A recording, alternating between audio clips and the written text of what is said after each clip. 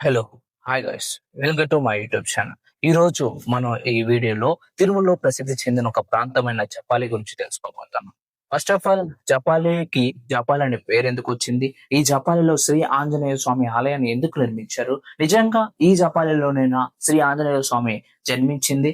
ఇంకా ఈ జపాలికి ఎలా వెళ్ళాలి అనే అన్ని క్వశ్చన్లకి సమాధానంగా ఈ వీడియో చేయడం జరిగింది. ఈ వీడియోని స్కిప్ చేయకుండా లాస్ట్ వరకు చూడండి. అలాగే ఈ వీడియో నచ్చినట్లయితేనే ఈ వీడియోని సబ్స్క్రైబ్ చేసుకోండి అండ్ లైక్ చేయండి అండ్ పక్కన వాళ్ళకి షేర్ సెక్షన్ జరుగుతుంది టీపీ అనుకుంటా. హైవే మళ్ళీ ఎట్టే వచ్చేది అండ్ ఈ కొండలు and everything is very beauty. కొండ మళ్ళా దిగబోతున్నట్టు అనిపిస్తుంది. 7 కొండలు ఎక్కాం, తర్వాత ఇప్పుడు దిగబోతున్నాం. బట్ ప్రస్తుతానికి మనం ఇప్పుడు జపాలి వెళ్ళాలంటే స్ట్రైట్ గా వెళ్ళాలి. చూడండి, ఇలా యూటర్న్ వస్తుంది. దిక్క ముందు స్ట్రైట్ గా శ్రీ జపాలి హనుమాన్ మందిర్ వెళ్ళాలి. మందిర్ లోపలికి వచ్చాం.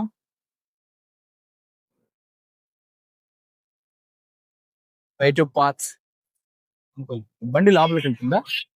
నడుచుకుంటూ పోదు. అన్ని ఎంత దూరం ఉంటుంది?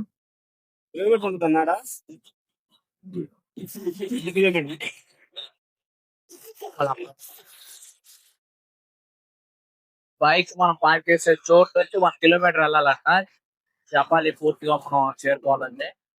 సో ఇప్పుడు మనం బైక్ పార్కింగ్ ప్లేస్ దాకా వెళ్ళబోతున్నాం.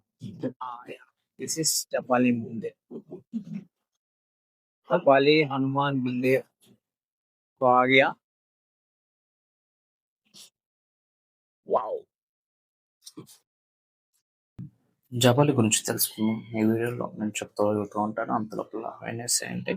అండ్ ఇప్పుడు మొట్టమొదటిగా ఇదే ప్రాంతంలో ఇప్పుడు ఏదైతే మనం వెళ్తున్నామో ఈ ప్రాంతంలో ప్రాచీన శాస్త్రాల ప్రకారం శ్రీరామాయణ కాలంలో శ్రీరాముడు, సీతాదేవి, లక్ష్మణ స్వామి మరియు హనుమంతులు వనవాస సమయంలో ఈ ప్రాంతంలో విశ్రాంతి తీసుకున్నారని చెప్తారు. అయితే అదే సమయంలో రాముడు అనుచరులైన హనుమంతుడు ఈ ప్రాంతంలో జలాన్ని అన్వేషించి ఒక పవిత్రమైన నీటి మూలాన్ని కనుగొన్నారని, అది ఇప్పటికీ రామతీర్థం లేదా జపాలి తీర్థం అని పిలువబడుతూ ఉంది. సో ఇక్కడ నుంచే మనం వెళ్ళే ప్రాంతానికి జపాలని పేరు రావటం జరిగింది.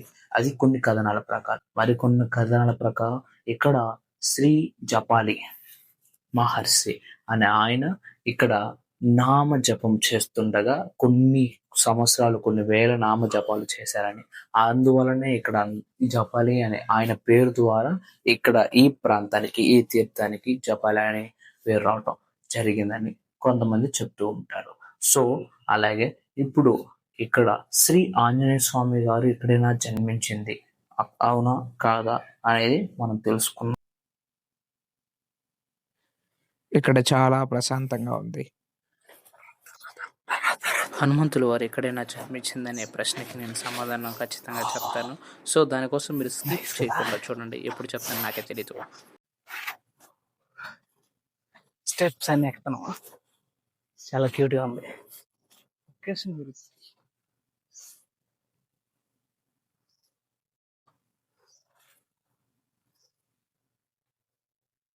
1 కిలోమీటర్ ఉంటుందంట అప్రాక్సిమేట్లీ. స్టెప్స్ అన్ని ఎక్కాలి, ఎక్కేసి వెళ్ళాలి. సో హ్యాపీగా ఎక్కేసి అక్కడికి వెళ్తున్నా. లొకేషన్ చుట్టూ చెట్లే.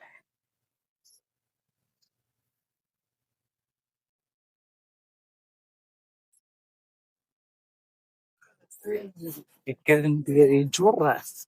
నేను నుంచి ఒకవేళ ఫోన్ మనసు వాటర్ ఉంది. పొరపాటును పడ్డామంటే వాటర్ కదా అది. అవును అవునా, అంత డౌన్ ఉంది. ఒకసారి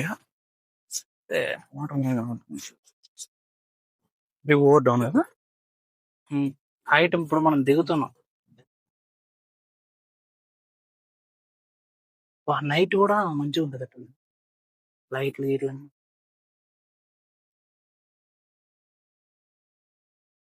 వచ్చేటప్పుడు ఫోటో లేదు.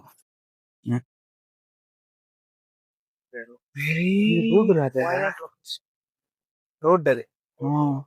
బైక్ లో వచ్చేసి ఉంటే ఒకవేళ అట్లా వచ్చేవాళ్ళం. వద్దురా నాయన, పంచర్ అయ్యి ఉండదు బైక్. మంచిగా ఉంటుంది రోడ్డు బాగా క్లోజ్డ్, అది ఆ రోడ్డు క్లోజ్డ్. కానీ బట్ వెహికల్స్ రావచ్చు అనుకుంటా. రావచ్చు వేస్తున్నారు రోడ్డు, వేస్తారు చూడు, ఆ రోడ్డు వేస్తారు బైక్స్.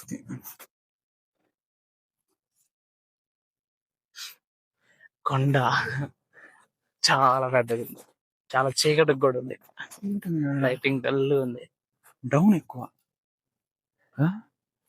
చూడు వాటర్ భయంకరంగా ఉంది. వాటర్ పోయినా కింద బాగా పెట్టుకున్నాం. అవుతుంది అదే టెంపుల్.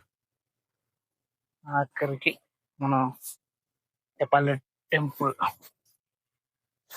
హనుమాన్ మందిర్కి, చెప్పాలి హనుమాన్ మందిర్ దగ్గరికి వచ్చేసాం. Wow, this tree is very nice. Water sound వచ్చిందా? Little bit.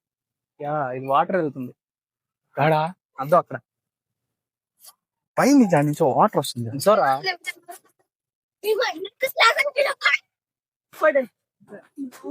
చెట్టు భయంకరం ఉంది. యాడ వాటర్ 100 ఫీట్స్ హైట్ ఉంటుంది. వావ్, రాళ్ళు కూర్చొనేసింది. అక్కడ నుంచి మేము ఇలా వచ్చేసాం. ఇక్కడ వాటర్ సౌండ్ వస్తుంది, వినపడుతుందని అనుకుంటున్నా. మేబీ ఏం రాలా water. slowly coming the water. బండిలో వచ్చేయచ్చు. ఇంకో బండి ఎడు పెట్టేసారు వాళ్ళు. బాగుంది రోడ్. రావచ్చు. చాలా పెద్ద చెట్లు ఉన్నాయి. నా ఇంకా ఎంత దూరం ఉంటుందా?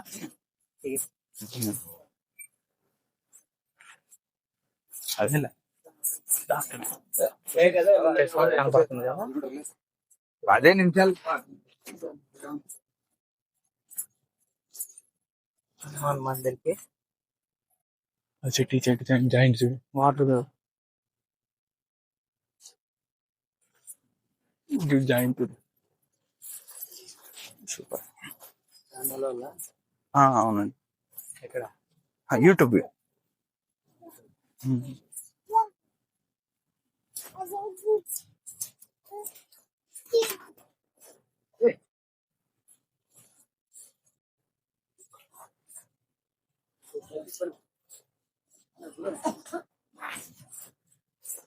హ్యాపీ.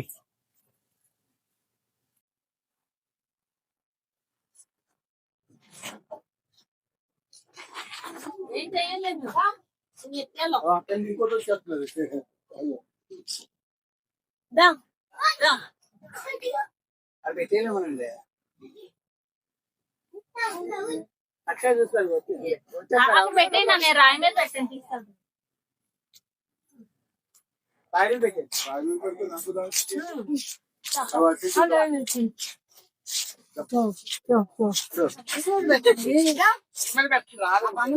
మనుషుల దగ్గర కదా తీగండి కొద్దిగా.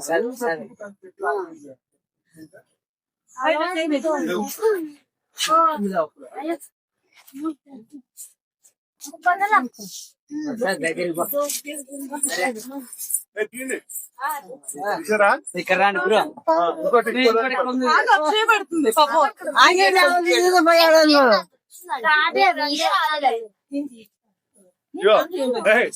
ఫోటో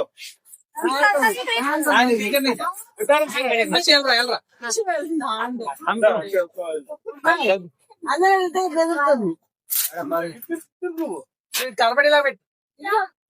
ఇటు చూడు అక్షర, నువ్వు దగ్గరగానే పెట్టు. కూడా వచ్చి ఇక్కడ ఉంది. అది అంకుల్ దగ్గర తీసుకోవాలి. పైకి ఎక్కు. భయపడుతుంది కోతిలా కాదు. ఫోటో బాగుంది.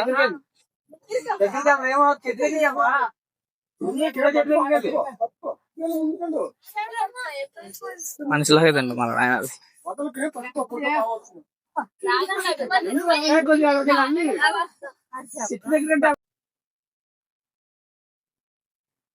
మేబీ ఇదే జపాలి తీర్థం అనుకుంటా.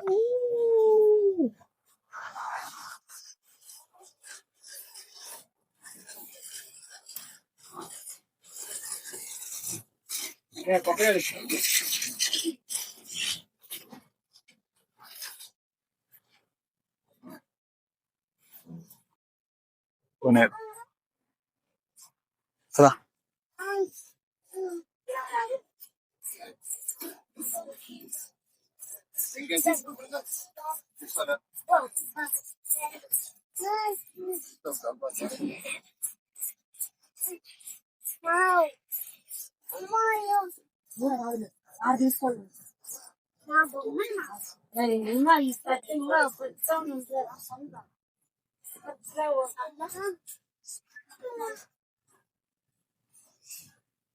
ఇది న్యాచురల్ క్రియేట్ అయినా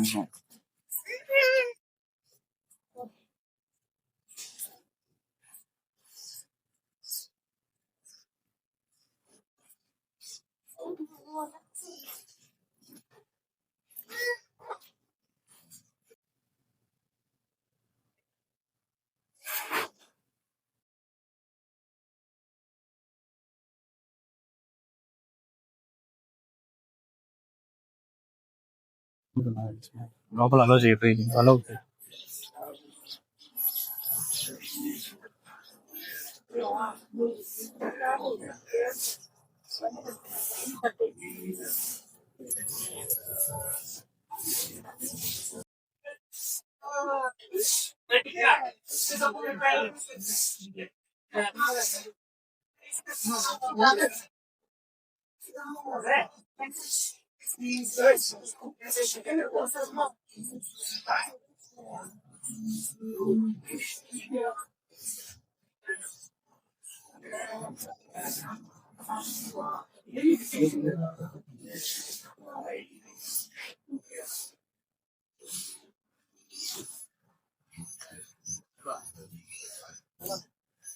ఓకే,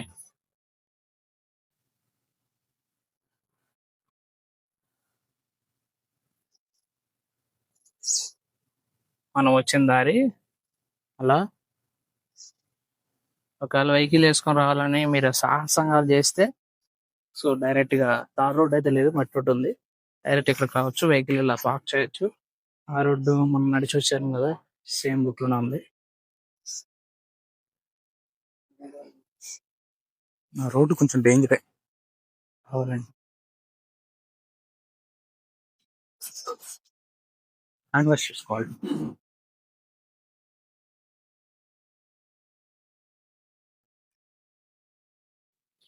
చేసేచాలం అడవిలో ఒక చూడు నగరం, అదే అడవిలో వేల మంది పర్యాటకులు. చుట్టుపక్కల ఎక్కడ చూసిన రెడ్ శాండ్, చాలా వాల్యుబుల్ రెడ్ శాండ్. 100 feet. ఏడు లేదు, రెడ్ సంట్ లేదు, ఒకటి కూడా ఉండేది పక్క. కానీ ఇది వెహికల్ వచ్చే వెహికల్ తీసుకురావాలంటే ఇలా రావాలి. రెడ్ సంట్ అనుకో, గ్యామ్లింగ్ ఏంటది తేడా. సో ఇప్పుడు మనం మిగతా హిస్టరీ తెలుసుకుందాం. గూగుల్ నుంచి తింటూ ఇటీవల కాలంలో తిరుమల తిరుపతి దేవస్థానం అనగా టీటీడీ ప్రకటించిన ప్రకారం తిరుమలలో అంజనాద్రి పర్వతం అనేది ఒక ఉందని, ఆ పర్వతంలో హనుమంతుని జన్మస్థలంగా గుర్తించారు. ఇందులో జపాలి తీర్థం ప్రాంతం, అంటే ఇప్పుడు మనం వెళ్తున్నాం కదా, ఈ ప్రాంతం ఒక ప్రధాన భాగం అని వివరించారు. అంజనాదేవి హనుమంతుల తల్లి అనగా ఇక్కడ తపస్సు చేసి వాయుదేవుని ఆశీర్వాదంతో హనుమంతుని జన్మించారని పురాణ కథనం. దీనిపై వెంకటాచల మహాత్మ్యం, బ్రహ్మాండ పురాణం లాంటి గ్రంథాలు ఆధారాలు ఉన్నాయి. అలాగే ఇంకా మరికొన్ని ఆధారాల ద్వారా దీన్ని ప్రత్యేకంగా, అంటే దీన్ని ఏం చేశారంటే ఇక్కడే హనుమంతుడి గారు జన్మించారని చెప్పేసి కన్ఫర్మ్ చేశారు. సో ఆ ఆధారాలు ఏంటో మనం ఇప్పుడు చూద్దాం. శాస్త్రులు వాళ్ళు వీళ్ళు ఉంటారు కదా, మన శాస్త్రాల్లో పలికే వాళ్ళు పడిన అనేక పురాణాల శాస్త్ర ఎపిగ్రాఫికల్ సాక్ష్యాల ఆధారంగా అంజనాద్రి అనేది హనుమంతుని యొక్క జన్మస్థలంగా ప్రకటించారు. అలాగే ఈ ప్రకటన ప్రకారం జపాలి తీర్థం సమీపంలో ఉన్న హిల్ నివాసం, అంటే ఆన్ హిల్ అనేది జన్మవాస స్థలం అని భావిస్తున్నారు. వారు ఈ నిర్ణయానికి పురాణాలలోని సాక్ష్యాలు 12 పురాణాలండి, దండు అలాగే శిలాశాస్త్రాలు సాహిత్య సాక్ష్యాలు ఉపయోగించారని చెప్పేసి కొన్ని కథనాల ప్రకారం రాసి ఉంది. మనకి అఫీషియల్ గా అయితే శ్రీ హనుమంతుడి గారి యొక్క జన్మస్థలం ఇది అని ప్రకటించింది టిటిడి 2021 సంవత్సరం మాత్రమే. ఇది మాత్రం గుర్తుపెట్టుకోండి. Okay, that's it. ఇక ఇప్పుడు మనం వెళ్ళేది వెళ్తాం. లాస్ట్ లో దీనికి సంబంధించి ఎలా వచ్చానని చెప్తాను, మీరు చూడండి. Okay, bye. అన్నట్టు చెప్పడం మర్చిపోయాను. హనుమంతుల స్వామి యొక్క ఆలయాన్ని ఇక్కడ నిర్మించడానికి ఇది ఒక కారణం అని నేను అనుకుంటున్నాను. సో మీకు తెలిస్తే కామెంట్ చేయండి, నాకైతే క్లారిటీగా తెలియదు.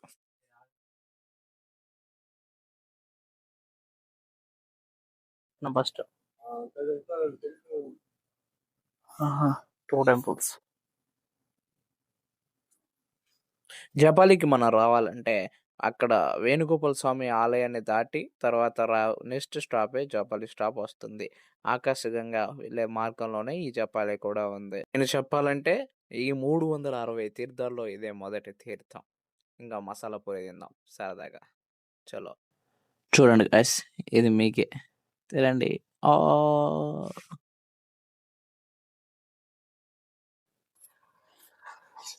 హలో ఫ్రెండ్స్, రెండవ ప్లేస్ అయిన జపాలిని కూడా మనం సక్సెస్ఫుల్లీ వెళ్ళేసి చూసి రావడం జరిగింది. నెక్స్ట్ 3వ ప్లేస్ కదా. జపాలి అనేది ఎలా రావాలి, జపాలికి వచ్చాక దేవుని దర్శనం మనం క్లారిటీగా చేసుకున్నాం. జపాలి ఒక అయిపోయింది.